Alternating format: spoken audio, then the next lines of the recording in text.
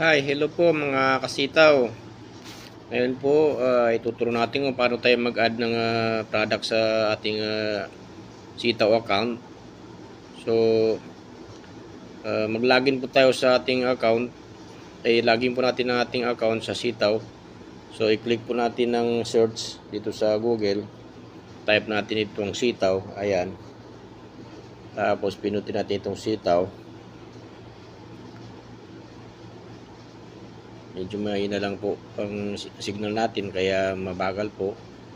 Nandito kasi tayo sa Google. So ngayon po maglalagin po tayo. Click natin yung account para makapag-login po tayo dito sa sitaw. Yan. Lagyan natin yung email natin dito.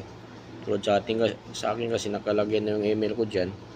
So pero ita-type ko na lang para masundan natin na maayos.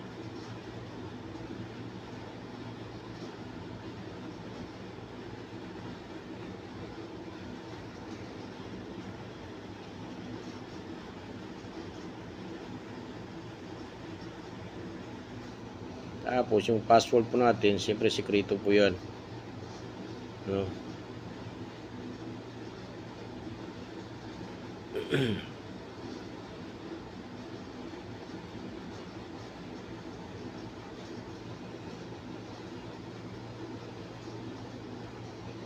Tapos login mo tayo.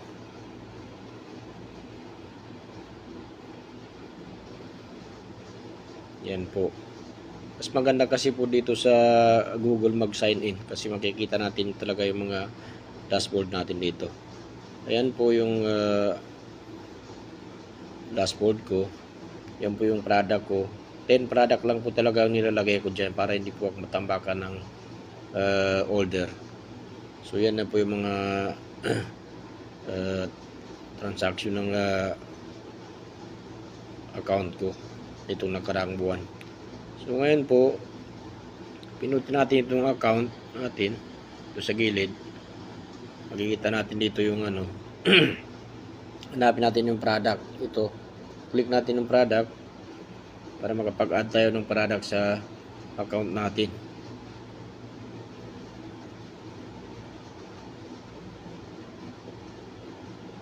Ayan po.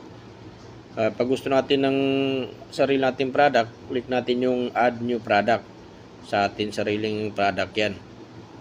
Pero dahil direct tayo sa warehouse, so sa warehouse na lang tayo pipili ng product. Pinutin natin itong click natin yung product warehouse.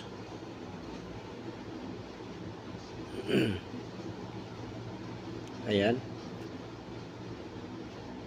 Ngayon, product warehouse, andito na yung mga product ng sitaw. So ang kukunin lang natin ito ng mga product, itong mga mumurahin lang kasi mahirapan tayo pag kukunti lang ang punan natin sa mga matataas na presyo. Kunin natin yung nasa 300 plus or 200 plus. Yan, click lang natin yung yung box na yan, check lang natin ganyan para ma-add sa natin.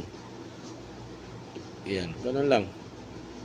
Pinutin mo lang yun. Basta ang suggest ko lang talaga yung mababa, pinaka mataas na produkto ang kunin mo, yung nasa 300 plus lang.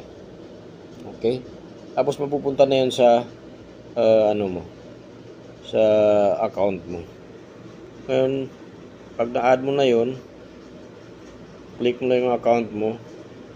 Tapos dito mo na makikita yung mga orders mo. Yan.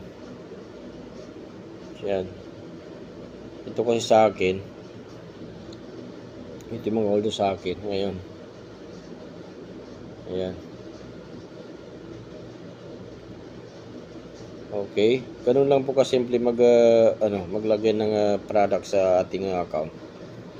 So please don't forget to use my referral code.